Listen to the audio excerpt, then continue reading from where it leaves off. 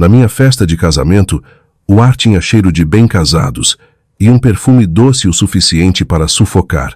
A banda tinha acabado de mudar para uma música suave quando minha mãe se inclinou, sorrindo para as câmeras, e disse: "Vamos passar o carro que os pais dele te deram para a sua irmã."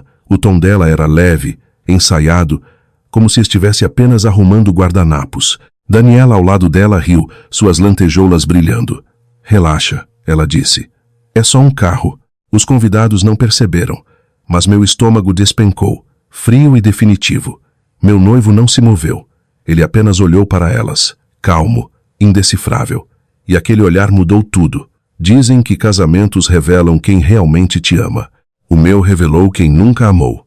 Eu cresci em uma casa onde justiça era uma história contada no jantar, nunca vivida na cozinha. Minha mãe, Sônia, amava a ordem, o tipo de ordem que a mantinha com uma aparência perfeita e me mantinha em silêncio. Meu pai, Ricardo, era o homem que acreditava que o silêncio consertava as coisas, e Daniela, minha irmã mais nova, era a delicada.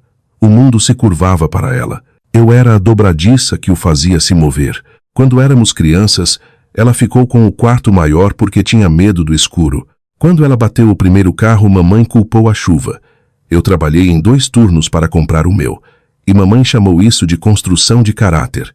Daniela era a razão pela qual eu era o recurso. Esse padrão me criou. Alguém sempre pegando, alguém sempre explicando. Aos 29 anos, eu havia construído uma vida fora do roteiro deles. Eu era designer de interiores, cuidadosa e precisa, o tipo de mulher que pagava as próprias contas e não pegava vestidos emprestados. Conhecer o Léo foi como entrar sob uma luz do sol que não queimava. Ele vinha de uma família que acreditava em limites, em respeito. Seus pais não eram ricos, mas eram generosos da maneira que não custa nada, ouvindo, confiando, te dando espaço. No nosso jantar de ensaio, eles me entregaram uma pequena chave de prata em um envelope. "Vocês construíram isso juntos", disse o pai dele. "Aqui está algo para ajudá-los a seguir em frente. Um carro seminovo, limpo, confiável, com o documento no meu nome." Não era sobre o metal, era sobre o que significava. Confiança, parceria, o tipo de presente que você protege. Naquela noite, eu notei a expressão da minha mãe, tensa, educada, já calculando. Ela sorriu para os pais do Léo e disse: "Que delicadeza." Mas seus olhos se voltaram para Daniela como um reflexo. Eu deveria ter reconhecido o que era. Um aviso prévio. Na manhã do casamento, ela se preocupou com o meu cabelo. Me disse o quão orgulhosa estava. "Você sempre foi tão generosa, minha filha", disse ela, alisando meu véu. "Não perca isso." Seu perfume encheu o ar. Doce, pesado, impossível de respirar. Eu sorri de volta, fingindo não entender a mensagem por trás do elogio. Mas parte de mim já sabia que alguns presentes não são feitos para serem compartilhados. A recepção parecia um filme tocando alto demais. Risadas, o tilintar de taças, 1000 sorrisos educados, todos atuando na mesma cena. A mão do Léo repousava nas minhas costas enquanto dançávamos nossa primeira dança.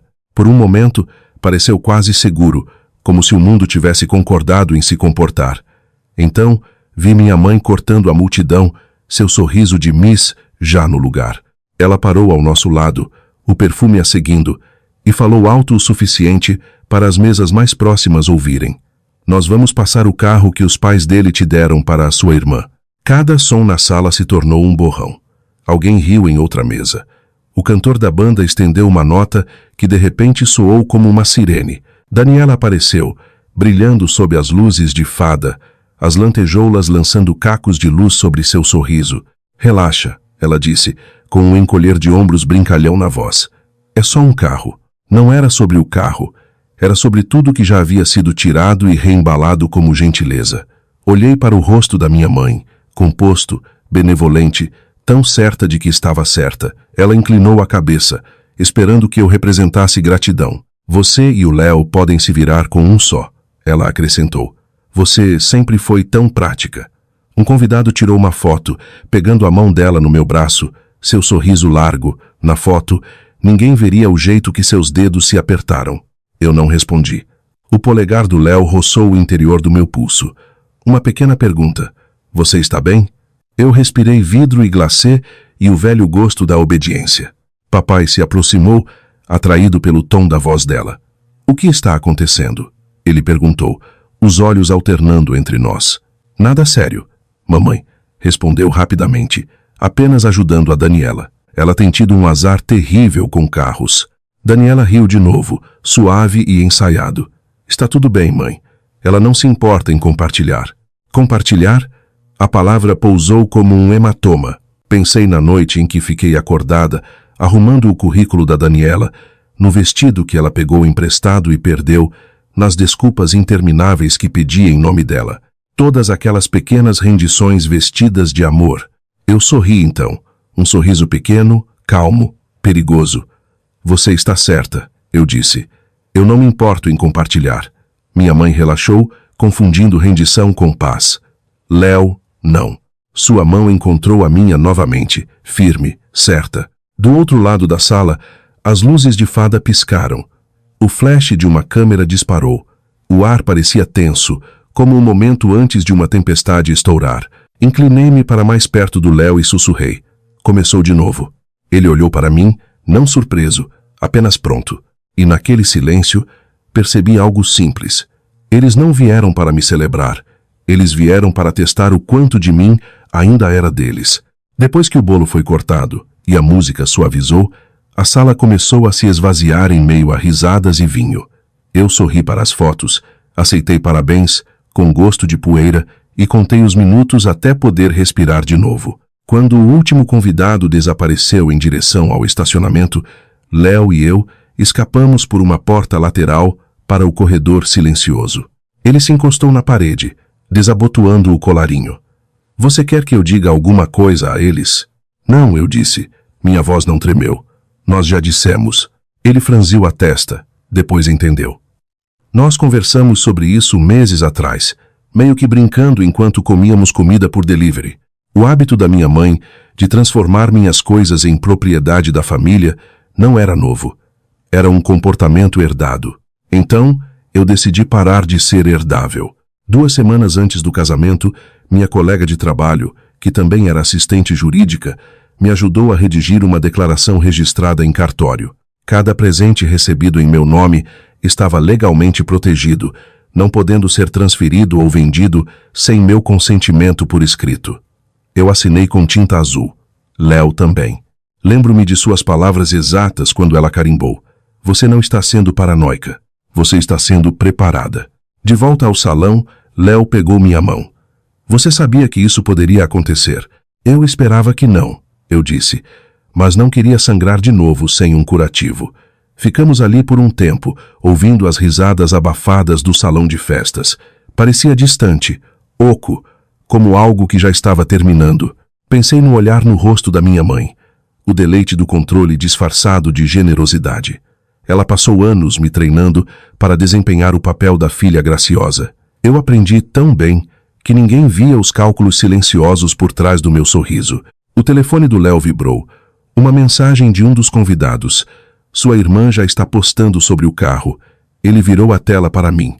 Lá estava, uma foto da nossa garagem. Daniela posando ao lado do carro com a legenda, finalmente um carro à minha altura. Eu ri uma vez, um riso seco e baixo. Ela não conseguiu nem esperar até de manhã. Ele encontrou meus olhos. Então, o que fazemos agora? Eu peguei minha bolsa de mão, meus dedos roçando o envelope grosso dentro dela. Agora, eu disse, nós nos deixamos cair na própria armadilha.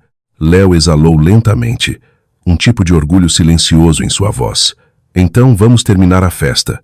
Nós arrumamos nossas roupas, ajeitamos nossos sorrisos e voltamos em direção à música. Meu coração estava firme agora. A tempestade já havia mudado de direção. Entramos de volta no salão de festas enquanto a banda mudava para outra melodia segura e romântica, algo para preencher o silêncio. A sala brilhava em dourado novamente, mas o ar havia mudado. As conversas pareciam mais ralas. Os olhares desviavam e voltavam. Minha mãe estava perto da mesa do bolo, rindo alto demais, uma rainha restaurada em seu palco. Daniela pairava ao lado dela, celular na mão, fingindo rolar a tela. Quando ela nos viu, mamãe se iluminou. Aí estão eles, ela chamou, como se já tivéssemos saído em lua de mel. Todo mundo está perguntando onde a noiva foi.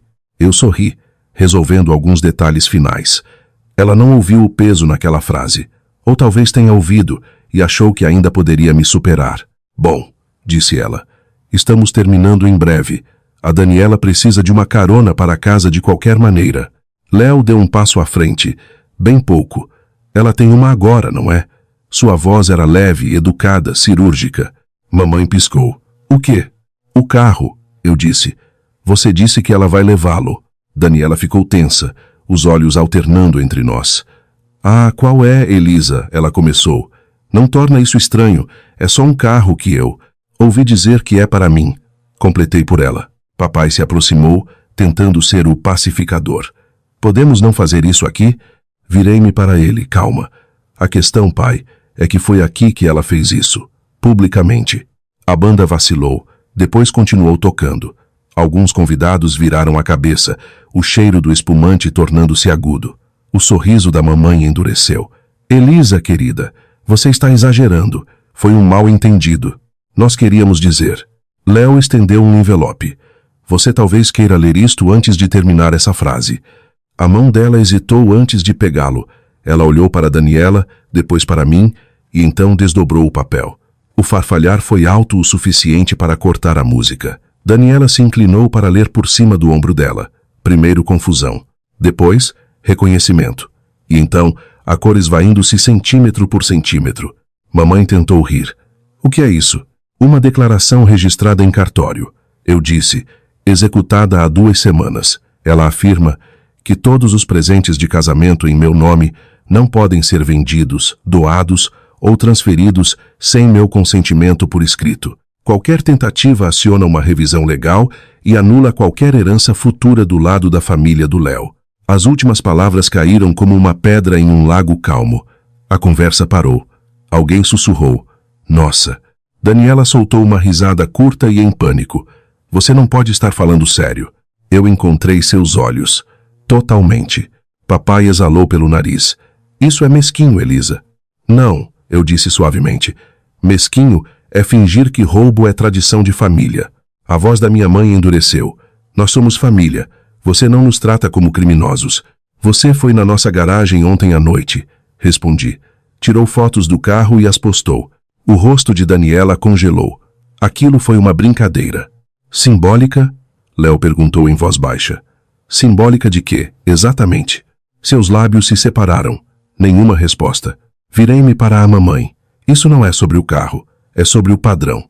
Você chama de amor quando pega o que é meu e me diz que sou boa por dar. Você está sendo dramática. Ela retrucou. Talvez, eu disse, mas desta vez o drama tem testemunhas. Uma ondulação percorreu os convidados, celulares meio levantados, meio escondidos. A tia de alguém murmurou barraco por trás da taça de espumante. A voz de Daniela falhou. Você realmente envergonharia a família assim? Eu não estou envergonhando ninguém, eu disse. Estou apenas encerrando o roteiro. Léo pegou minha mão, me dando firmeza.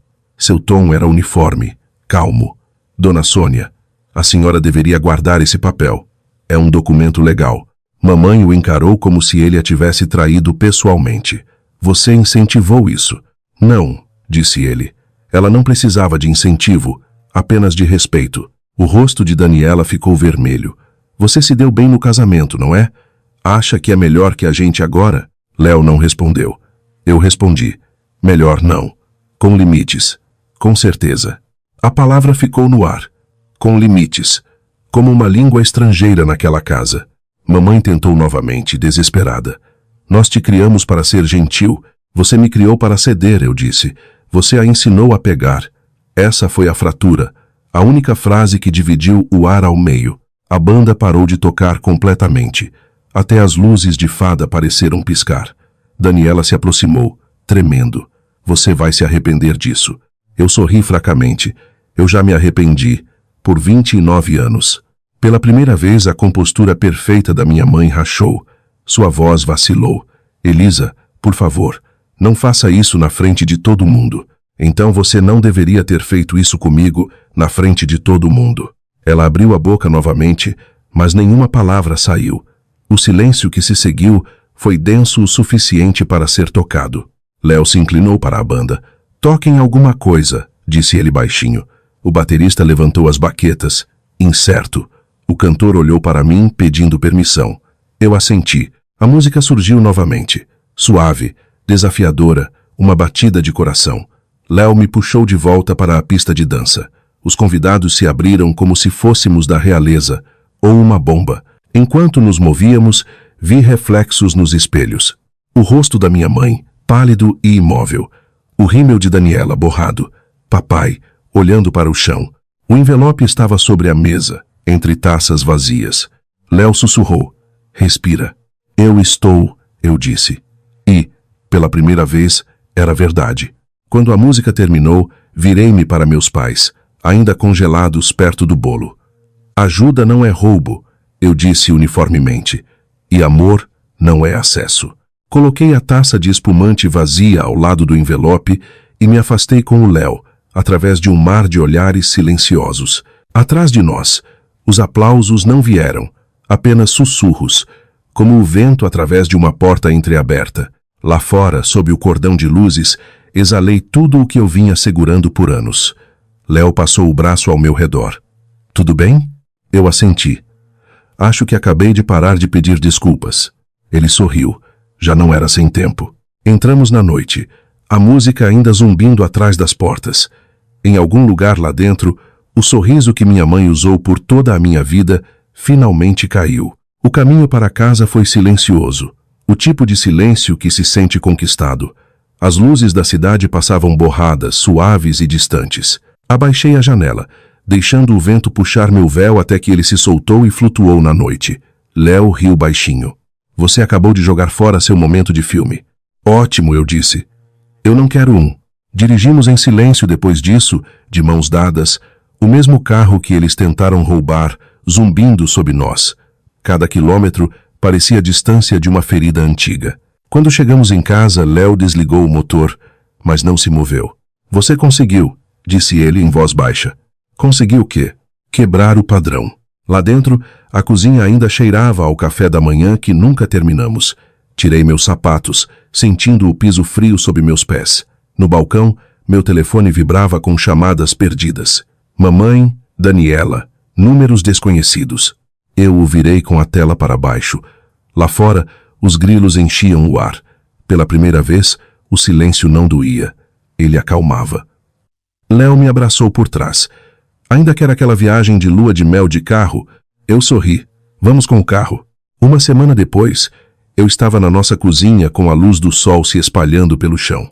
A mesma casa, o mesmo carro na garagem, mas tudo dentro de mim parecia religado. Na geladeira uma foto permanecia. O momento no casamento em que o sorriso da mamãe rachou e eu segurei o envelope. Eu costumava pensar que parecia duro. Agora, parecia honesto. Percebi que a liberdade não rugia.